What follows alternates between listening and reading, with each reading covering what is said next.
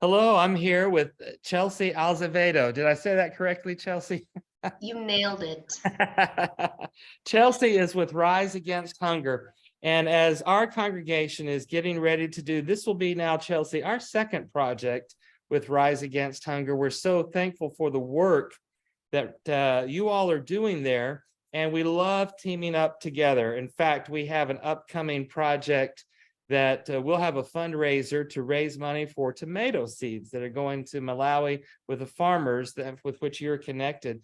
So I thought it would be good if you and I could have a conversation, and I'll send this out to our church.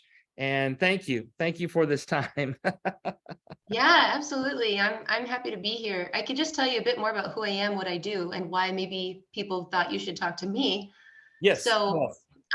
Rise Against Hunger is one office in the US that is decentralized now. That we're all over the US in warehouses, and we also have kind of like an HQ staff.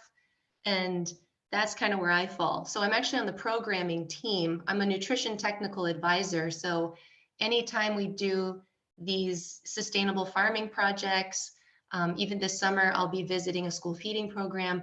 I go there as the nutrition specialist, and I work with local leaders in the communities to enhance their projects to meet their goals that they have. So that's what I do at the Rise Against Hunger US office. We also have multiple offices around the world. There's Rise Against Hunger Italy, Philippines, South Africa, India, and Malaysia. So we're kind of everywhere, but I'm very happy to say that I'm here with the US team, and I'm excited about the work we're doing. So let's get into it. Yeah. Well, that goes into another question I had for you, and that is, what do you like most about working with Rise Against Hunger? Yeah. So there are two things I'm really passionate about. One is nutrition, but one is equity and this idea that every human deserves to have dignity Hmm. and a fair shot at independence and happiness in life. And so I thought nutrition is a tool to get people to self-sufficiency.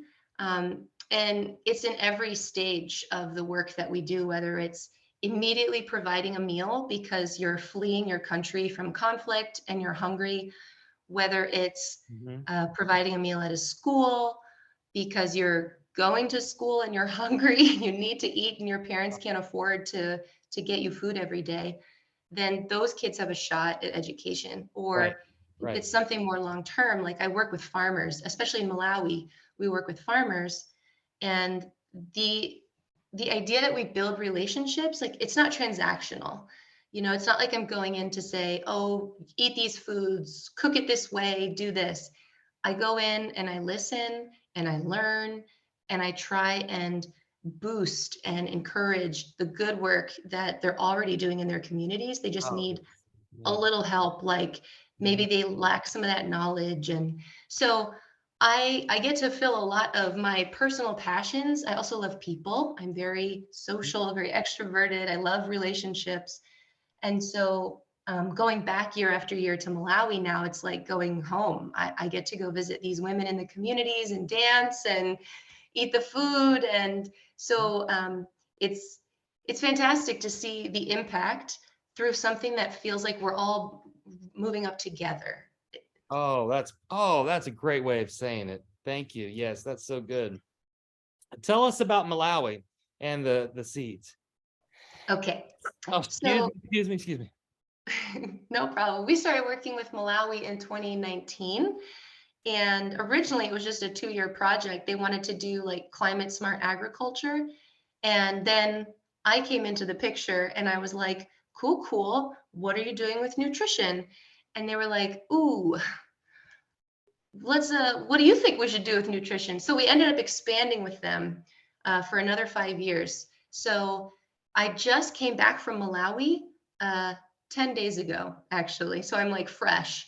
And this project has such a special place in my heart because when you go to Malawi and you go to Zimba, which is one of the areas where we're doing this project, it's Malawi is a very untouched, like very little infrastructure. So it's so natural and green. And Mm. you're in the mountains of Zimba with these local communities, and they have their animals, and the sun is setting, and you get to do trainings on nutrition, agriculture.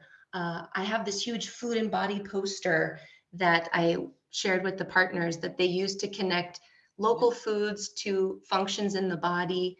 We teach them improved farming techniques, not just for improving yield, but also for nutrition and for household consumption, because we don't want farmers to be selling everything and then they don't have any food left for them at their homes. So we actually, what we do, it's a training program, it's a training cascade. So I work with the local partner, and that their partner's name is Focus. That's the name of the organization. It was actually started by a teenager. When he was in high school, he knew that AIDS and HIV was a big problem in his country. So he started getting his friends together and doing community work. Well, here we are 30 years later, and now it's focused. Now it's like the civil society organization, civil service organization, and they're doing agriculture, nutrition, gender equity. They have another project called Girls Not Brides. So they're doing great work in their community to kind of lift everybody up together. And so with us, we work specifically with farmers, and we train them on agriculture and nutrition so that they can have independence and not be heavily reliant on the government for fertilizer, which is expensive. Mm. And one thing we do is provide seeds. Mhm. So there's 2 harvest seasons. So in like the rainy season, when you're getting most of your cereal and legumes, then we're providing things like maize, rice, pigeon peas. But when it comes to wintertime, this is where we do the wintertime or vegetable crops. So things like tomatoes, which is what you're talking about. Right. Tomatoes, amaranth. I have another list because I always forget. But we provide numerous seeds to them, mostly vegetable seeds at that time of the year, Chinese cabbage and mustard greens, so that they all year long they have the different foods they need to feed their bodies. So the tomato seeds, I mean, one, tomatoes are delicious, and there is something to be said about delicious food. Even if you're food insecure, you deserve food that tastes good.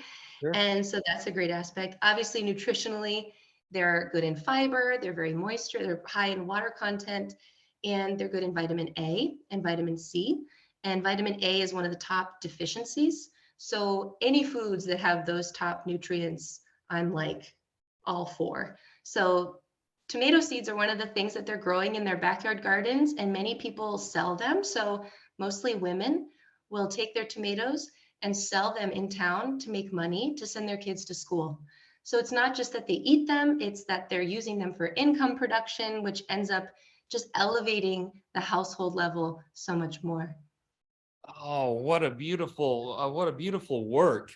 And the way you're explaining it helps us see how it goes to provide well-being in so many areas of Yeah, living for them. yeah, Yeah, yeah. And think of it this way too, the sustainability of once you get these going, now you, with some of the yield, right, then you would have the seeds to continue on, like it's going to sustainable, uh, yeah. sustainable. We do seed saving. So we teach them about how to identify healthy seeds and then how to properly store those seeds for next year so that they're not reliant on us every year for seeds, because that's not the point either. It's exactly what you said, is like independence. We want to be out of here in 5 years. Oh my goodness, that's just, well, we applaud all that you're doing. Thank you for the work that you've done to prepare yourself to be able to help people in this kind of way. Thank you for the attitude of human dignity that you are bringing to all God's creation, all his all that He's done. And this is so good. Well, it's our privilege to connect with you and to join in the work that you're doing, Chelsea. Thank you so much. Any final words that you would have for us as we're getting ready to raise money to connect with you all? Yeah, I would say we can't do this alone. And so, I heard you say like, oh, our church is just like this small little hometown church. Like, there's never just anything. It's never Yeah. too small. It's never, even just the the passion and the motivation to do something like this, it doesn't matter how big it is. We're all like working together as grains of sand pushing against the tide of hunger, and it will take every single grain of sand. So I'm very appreciative that you decided to even have this interaction and try and learn more about the projects that we're doing and go beyond meal packaging. I think it's really cool. I wish everybody was doing this because I love the work that we do. I wish everyone knew more about it. So just thank you. Thank you. Please. I hope it's a fantastic spaghetti event. I wish I could come and eat spaghetti. I'm sure you'll have like cute baby pictures of all the baby spaghetti faces. And so I hope it's a blast. And I hope that people really feel proud that they contributed to something great, because I don't know if I can share my screen, but I could even share with you like a photo of Yes. some of the tomatoes. I took some really beautiful photos when I was there. And you can see some of the tomatoes actually being cooked in one of the recipes. Oh, I'd like to see that. Yeah, I can send you these pictures. If it doesn't, yeah, why don't you do that? Why don't you send me those pictures? I'll include that in my communications with the church. Perfect. I will. Yeah, yeah. Well, thanks again to Chelsea. Thanks again to Rise Against Hunger. We appreciate the work you do, and it's an honor to team with you in what's happening. Thank you for this so insightful thoughts that you brought today, and may God's richest blessings be yours. Thank you so much. I really appreciate it.